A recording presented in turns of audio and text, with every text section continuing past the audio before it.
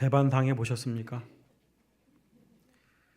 나는 극진히 섬겨주고 사랑하고 챙겨줬는데, 그래서 그 사람도 그렇게 나에 대해서 좋은 생각, 좋은 마음으로 대하고 있을 줄 알았는데 아니었습니다. 반면에 누군가가 나를 그렇게 극진히 섬겨주는데 내가 여러 가지 핑계를 댈 수 있겠죠. 나니까 배반해 보신 적 있었습니까? 또 내가 그렇게 좀 불편하게 대했는데도 불구하고 끝까지 나를 챙겨주고 나를 감싸 안아줬던 그런 것을 경험해 본 적이 있으십니까? 없으십니까? 다들 살면서 뭐 깊건 얕건 간에 큰 일이건 작게 느껴지건 간에 그런 일들을 한두 번씩 경험해 봤을 것입니다. 그런데 끝까지 나를 사랑해주고 끝까지 나를 품어주는 사람이 있을 때 결국 끝까지 그 마음 중심을 받다 보면은 결국 그에게 감동하는 것이 대부분입니다. 주님이 늘 그러셨습니다. 주님이 늘 그러셨듯이 우리 주님은 언제나 우리를 위하십니다. 우리를 생각하시고 우리를 사랑하시고 언제나 그 크신 팔로 안아주고 계십니다. 우리가 배반할 때도 있습니다. 또 때로는 주님의 은혜가 감격스럽고 감사해서 주님 앞에 감사합니다 라고 그렇게 기뻐 뛸 때도 주님은 그때도 우리를 사랑하시고, 무거운 짐지고 또 세상의 그 무게를 감당할 수 없어서 돌아보면 세상에 아무도 없는 것 같아 보이는 그 상황에서도 주님은 우리를 사랑하셨습니다. 그 사랑 변함이 없었습니다. 성경을 보면은 이런 도식으로 되어 있죠. 하나님께서 우리를 창조하시고 또 은혜 베푸십니다.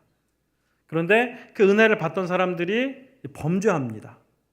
범죄하면 그 뒤에 뭐가 있죠? 징계가 있습니다. 징계하시고 사람들이 그 징계를 겪어가는 동안에 하나님께서 무엇을 약속하시고 또 어떻게 하십니까? 다시 또 은혜 베푸셔서 회복시켜 주십니다. 처음 듣는 것처럼 그러지 마시고 저만 하는 것 같잖아요. 이런 그것이 계속 반복이 되죠. 성경을 보면 창세기서부터 요한계시록까지. 자, 그런데 이렇게 성경의 도식이 쭉 진행되는 동안에 하나님의 사랑이 어디에서 극대화되는 것 같습니까? 예.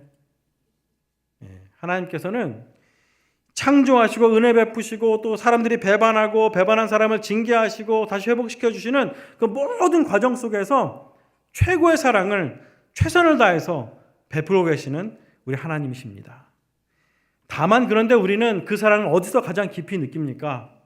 배반했는데도 불구하고 품어주실 때, 그럴 때만 주님의 사랑이 극대화되고 그럴 때만 주님이 나를 인정하시고 받아주시는 듯하게 그렇게만 여길 때가 많습니다.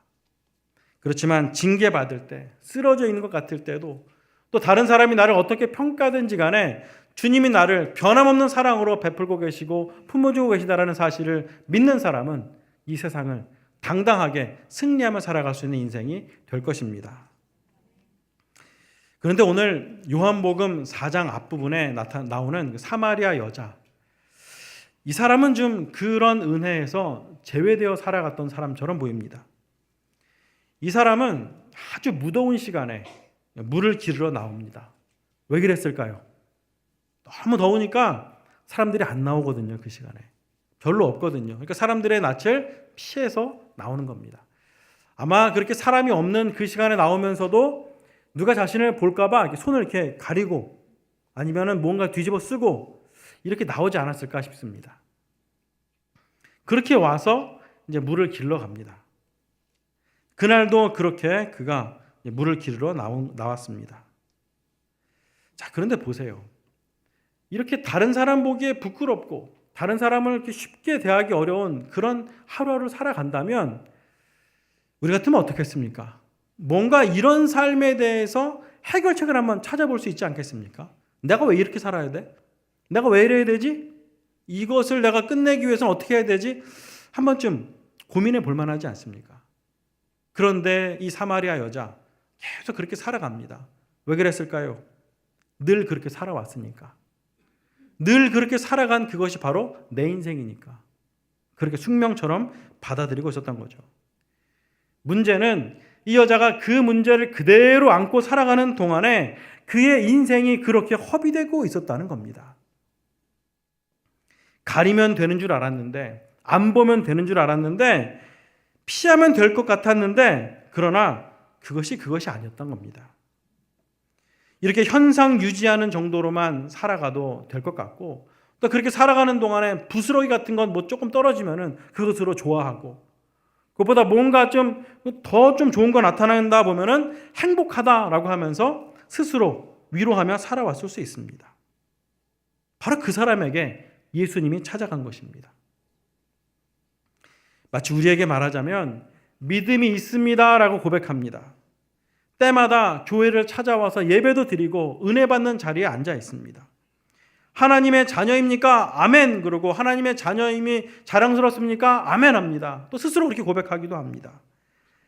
그런데 그렇게 고백하면서도 늘 내가 그렇게 살아왔으니까 작년과 똑같이 올해도 살아가고 내년에도 그렇게 살아가고 그렇게 살아가는 성도들, 하나님의 그 깊은 은혜가 있는데 그것을 오늘 베푸시는 은혜를 간증하기보다는 그저 10년 전, 20년 전 그때 경험했던 그 짜릿한 순간만을 고백하고 있는, 이제 누구한테 말을 해도 적어도 내 자신에게는 아무 감흥도 없는 그것을 경험처럼 무영남처럼 늘어놓는 그런 성도들, 비슷한 삶이라 할 수 있을 것입니다. 믿음은 있지만 그 믿음이 삶의 소망이 되고 힘이 되지 못하는 그 믿음, 얼마나 연약한 믿음이며 좀 더 심하게 말한다면 믿음이 있다고 말할 수도 없지 않겠습니까? 늘 그렇게 살아왔듯이 하루하루 살아가는 그 사람에게 예수님이 찾아오셨습니다. 그 예수님 어떤 예수님이십니까? 가인이 동생 아벨을 죽였을 때도 그 가인에게 다가가서 찾아가서 그를 품으셨던 그 주님이십니다.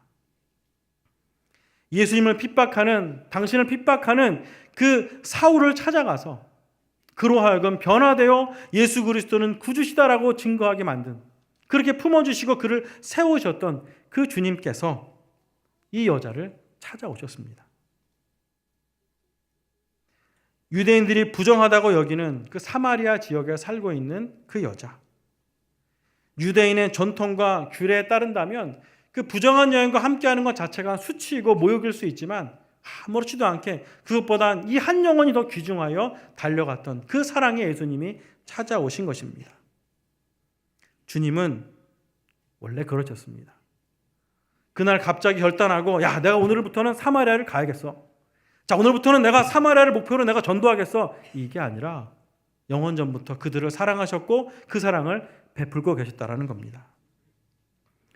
부정한 사마리아인들이 살고 있는 그 지역을 지나가시면서 또 그 지역에서 제자들을 시켜서 먹을 것을 구해오게 하십니다. 유대인들은 그 땅을 혹시라도 지나갈 일이 있으면 그들은 도시락을 싸가지고 다녔다고 합니다. 왜요? 부정한 땅에서 부정한 사람들이 만든 그 음식이 정할까요? 부정할까요? 너무 진지한 거 아닙니까 지금? 모르세요? 부정한 사마리아 땅에서 부정하게 느끼는 그 사람들이 만든 그 음식이 정하다고 느꼈을까요? 부정하다고 느꼈을까요? 유대인들이 부정하다고 생각했겠죠.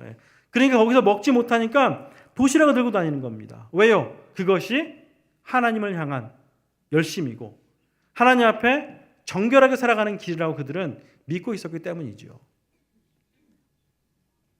하지만 예수님은 그를 늘 가리고 피하는 여자, 자신의 삶을 운명처럼 받아들이고 더 이상 어찌해 볼 도리가 없다라고 자포자기한 그 여자에게까지도 찾아가셨습니다.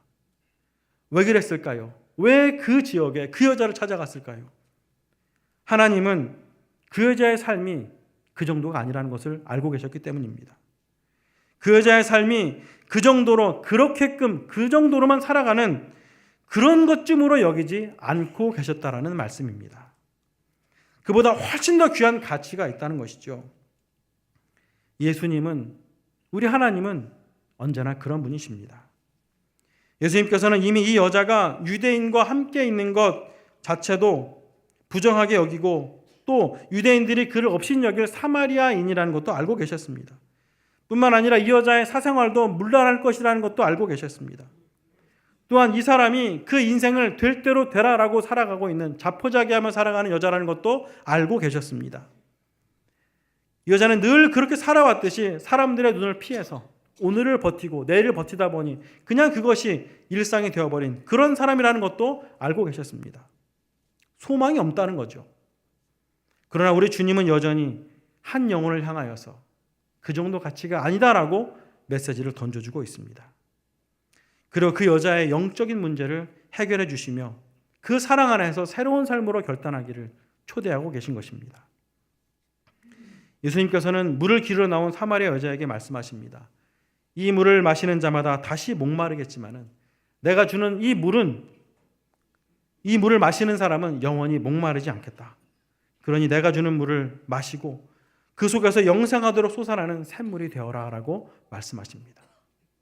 멋지지 않습니까? 다 말씀하시는데 근데 이 사마리아 여자 뭐라 그럽니까?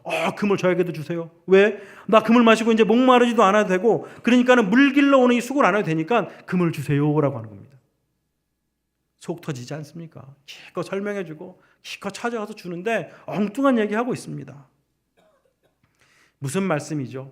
예수님을 내 마음에 모시고 삶의 근본적인 문제를 해결하려고 하기보다는 여전히 이 여자의 관심은 당장 내 앞에 처해져 있는 상황을 누군가가 와서 바꿔주는 그 정도로만 우리의 믿음이 우리가 기도하고 간구하는데 하나님 앞에 날마다 새로워지기를 힘쓰며 살아가는 우리들인데 그 새로워지는 삶을 통해서 지금 내가 당면한 그 문제를 해결해 주시는 그 주님으로만 여기고 사는 그 신앙인들, 그 그리스도인들, 그 성도들의 삶이 이와 같다고 말씀할 수 있습니다. 자, 이렇게 말씀드리면은 어떻습니까? 저 얘기는 초신자들 정도가 듣는 얘기지. 나도 왕년엔 저런 얘기 많이 들었지만은 지금은 아니야. 나는 오래 신앙생활 했거든. 이렇게 생각하실 수 있죠. 근데 4장 27절 이하에 보면은 제자들에 대해서 이제 말씀합니다. 제자들이 먹을 것을 구하러 갔다가 예수님께 돌아왔습니다. 근데 와서 이렇게 보니까 예수님께서 어느 사마리아 여자와 대화를 하고 계십니다. 근데 그 여자하고 대화하는데 제자들도 알고 있죠. 사마리아 땅이 어떤 것이고 사마리아 여자와 얘기한다는 것 자체가 유대인들에게 얼마나 모욕적인 것인지를 알고 있습니다. 근데 예수님이 그 얘기를 하시고 있는 것을 본 그들이 예수님께 와서는 묻지도 않습니다. 제자라면은 제자가 뭡니까? 스승의 것을 배워야 되잖아요. 예수님 무슨 얘기 하셨어요? 저런 사람에게는 어떤 얘기 해야 됩니까? 관심은 전혀 없고 와서 하는 말이 뭡니까? 주님 잡수세요. 똑같지 않습니까? 먹는 것에 그 기본적인 욕구 충족에만 관심이 있는 거죠. 그럼 그들에게 예수님이 다시 설명하십니다. 나는 이런 것과 차원이 다른 영원하게 먹는 풍성한 그것이 내 안에 있다라는 거예요. 다시 말하면 나로 말미암아서 영원한 생명을 얻고 나로 말미암아서 이 땅을 살아가는 정말 풍요롭고 영적인 만족을 누릴 수 있는, 그래서 그것으로 말미암아 새로운 삶에 도전할 수 있는 그 양식을 너희들도 나눠라라고 말씀하셨습니다. 근데 제자들이 뭐라고 답합니까? 누가 예수님한테 먹을 거 드렸지? 이러고 있는 거예요. 여전히 여전히 먹을 거, 배 채우는 거 여기에만 관심이 있는 겁니다. 여전히 하나님이 이렇게 기도 응답하셔서 우리 애들이 얼마나 잘 될까? 여전히 하나님께서 내 인생을 얼마나 위대하고 폼나게 만들어 주실까? 여기에만 관심 있는 사람들, 그랬어야 되겠습니까? 그것은 신앙생활을 오래 했든 당장 시작했든 상관이 없습니다. 내가 얼마나 주님의 그 마음을 헤아리려고 애쓰고 있는가? 얼마나 내가 그 은혜의 자리에서 은혜를 사모하고 있는가? 내가 그 은혜의 자리에 앉아 있지만 정말로 내게 주시는 그 말씀을, 생수와 같은 그 말씀을 얼만큼 내가 받아들이고 내 삶 속에 증거하며 살기를 힘쓰고 있는가? 여기에 달려있다는 겁니다. 이들은 그렇게 늘 그랬던 대로 일시적인 것, 당장의 필요를 채우는 데만 급급하며 살았던 것입니다. 이렇게 내가 은혜의 자리에 있으니까는 나는 은혜 받고 있지. 자, 그런데 내가 이렇게 은혜 받고 있는 게 너무 좋으니까 여기서 바뀌고 싶지 않은 거예요. 늘 이 은혜의 자리에 오면은 주님 전이 너무너무 좋으니까 늘 그 은혜의 자리에 오면은 푹 주무시는 거예요. 늘 은혜의 자리에 오면 여기 은혜의 자리 너무 좋으니까 늘 그랬으니까 나는 이렇게 신앙생활 하는 거예요. 나 건드리지 말라는 거예요. 교구를 새로 맡아가지고 성도를 이렇게 만납니다. 그 전부터 알던 분이죠. 근데 교구를 요번에 이제 만났어요. 오교구에서. 그래서 반갑다고, 제가 오교구가 됐어요. 이제 오교구에서 자주 뵙겠네요. 그랬더니 저한테 딱 던지십니다. 저는 교구 활동은 안 합니다. 저는 구역 활동은 안 하고요. 저는 그냥 찬양대만 합니다. 예. 이렇게 말씀하시고 딱 가더라고요. 저분이 나 싫어하나? 그런 거 아닌 것 같은데. 예. 안타까운 건 그거예요. 머문다는 거죠.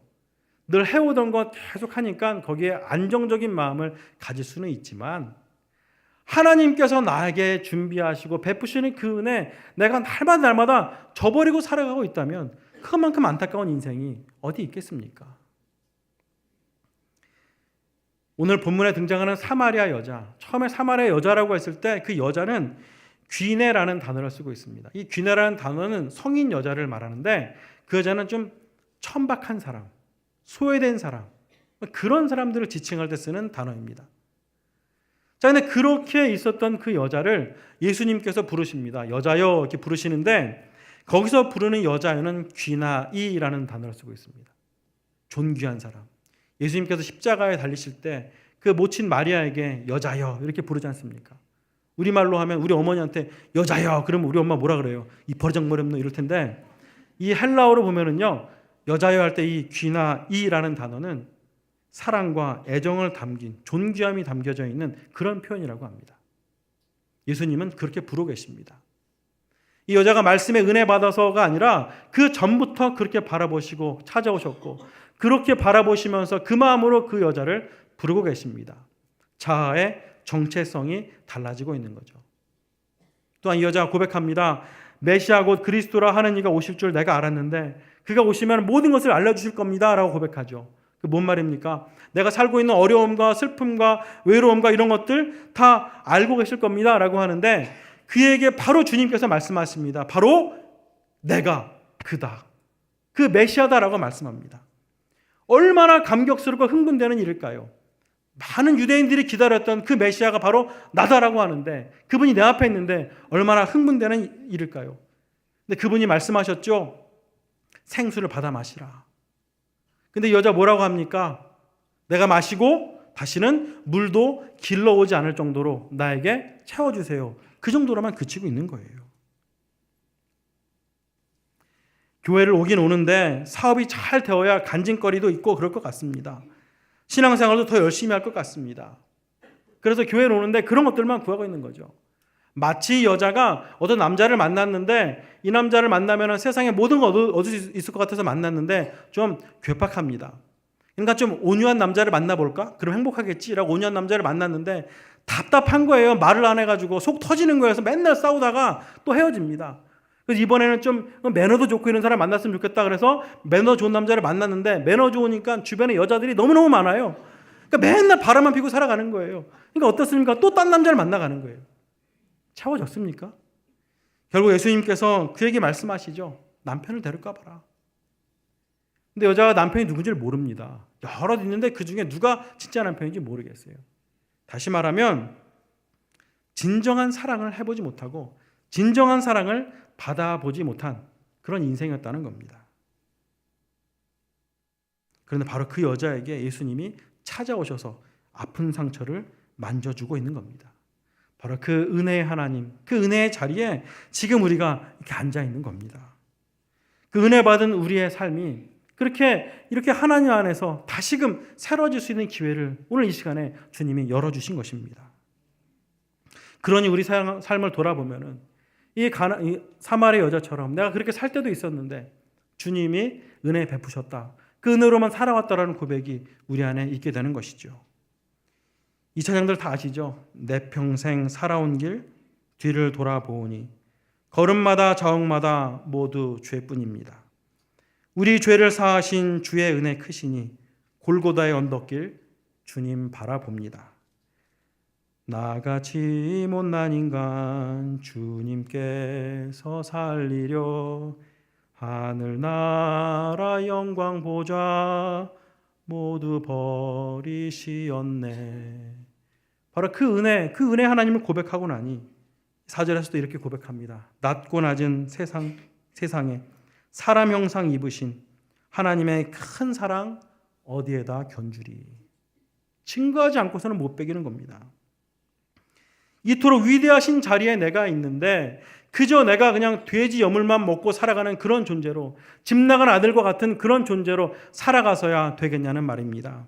주님이 여전히 우리를 사랑하시고 늘 그러셨듯이 우리에게 그 최고의 사랑으로 베풀어 주시고 회복의 자리로 인도해 주고 계시는데, 여전히 내 안에 있는 것, 내 속에 있는 것, 그것만을 알고 그것만이 회복되고 내 눈에 보이는 그 무언가를 치워버리시기만을 기도하고 내가 바라고 있는 그것만을 빨리빨리 채워주기를 바라며 살아가는 그런 신앙인이라면 얼마나 우리 생활이 재미가 없겠습니까?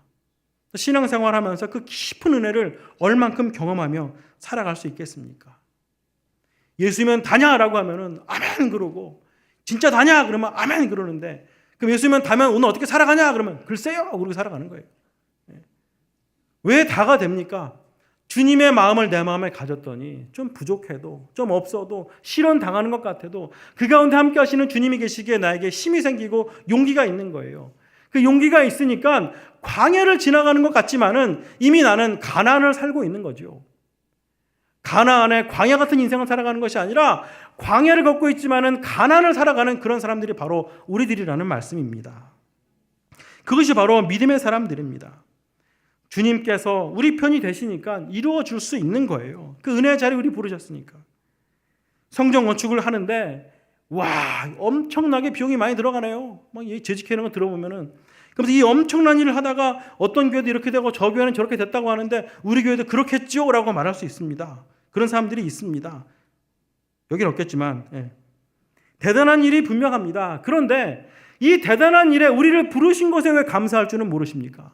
이 어마어마한 사역에 우리를 초청하시고 우리로 하여금 동참하게 하신 그 위대한 하나님의 은혜, 그 사랑은 왜 바라보지 못하고 계십니까? 내가 좋은 것, 내가 편한 것, 그것만 채워주는 하나님이시라면 그 하나님이 온 인류를 창조하시고 온 우주 만물을 운행하시는 하나님이라고 할 수 있겠습니까? 차원이 다른 은혜를 우리에게 베풀어 주시고, 비록 내가 부족하지만 주님 내가 이것밖에 가진 것이 없지만 여기서부터 시작했습니다 라고 고백할 때 바로 능력의 하나님께서, 이 사마리아 여자를 찾아오신 그 주님께서 그 손을 어루만져 주시고 그 손을 붙잡아 주시고 그 수로 말미암아 오병이어와 같은 위대한 역사를 이뤄간다라는 말씀입니다. 바로 우리를 그 자리에 주님이 초청하신 것입니다. 예수님께서는 아버지 하나님께 늘 그렇게 살아가셨듯이 우리에게도 그렇게 사랑을 베풀고 계시고 우리도 예수님처럼 늘 그렇게 살아가기를 원하고 계십니다. 사람들의 시선을 피해 살면 되는 것처럼 여기고 늘 그렇게 살아가도 되는 것처럼 인생을 허비하던 사마리아 여자처럼 오늘도 내일도 작년에도 올해도 내년에도 별다른 도전의식 없이 살아가서는 안 되겠다라는 말씀입니다. 그렇게 살기에는 하나님께서 우리 각자에게 주신 그 삶이 너무나도 소중합니다. 늘 그렇게 살다 끝나버릴 인생이었지만 예수님께서는 창세전부터 그렇듯이 사랑하시고 인도하셨습니다. 그래서 나는 포기할 수가 없는 것입니다. 우리들은 그렇게 가치 있는 인생들입니다. 그래서 우리는 찬양하죠. 그 은혜가 내게 족하네. 그 은혜가 족하네. 이 괴로운 세상 지날 때 그 은혜가 족하네. 그 은혜가 족하네. 그 은혜가 족하네. 이 괴로운 세상 살아가고 있지만 주님, 그 은혜면 충분합니다. 비록 사마리아 여자, 주님을 만나서 그 생수를 받아 마셨지만 그 여자가 사마리아인이었다가 유대인으로 변화된 것도 아니고 그 여자가 여전히 그 죄 많은 짓을 하고 나서 그 모든 것을 사람들이 아무것도 기억하지 못하는 그런 존재가 된 사람이 아니라 여전히 그 여자는 죄 지은 존재였고 여전히 그 여자는 무시당하는 사마리아인이었지만 예수님께서 그 안에 거하시고 예수님께서 생수를 부으셨을 때에 오히려 그가 부끄러워했던 그런 과거와 그의 이력이 사람들에게 간증거리가 되고 이런 나를 주님이 받아주셨다, 이런 나를 주님이 사용하셨다라고 고백할 수 있게 되었듯이 우리의 인생도 그렇게 살아가기를 소망할 때 늘 그렇게 살아왔으니까 난 이렇게 살아갈 거야가 아니라 늘 그렇게 임하셨던 주님께서, 늘 그렇게 내 삶을 통해 역사하셨던 주님께서 나에게도 이렇게 역사하셔서 이젠 나는 예수님처럼 그렇게 살아갈 거야라고 고백하고 또 그렇게 살아가는 인생들이 되어야겠다는 말씀입니다. 지금 이 자리에서도 언제나 늘 그러셨듯이 우리에게 족한 은혜를 부어주고 계심을 믿고 사모하십시오.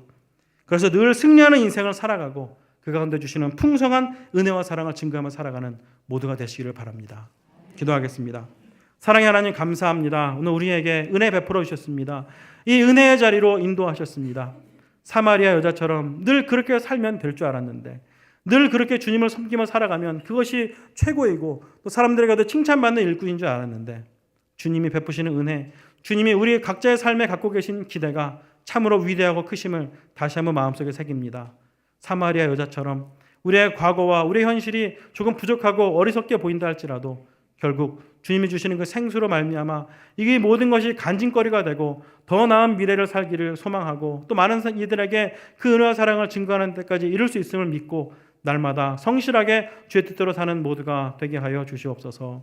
예수님의 이름으로 기도드리옵나이다. 아멘.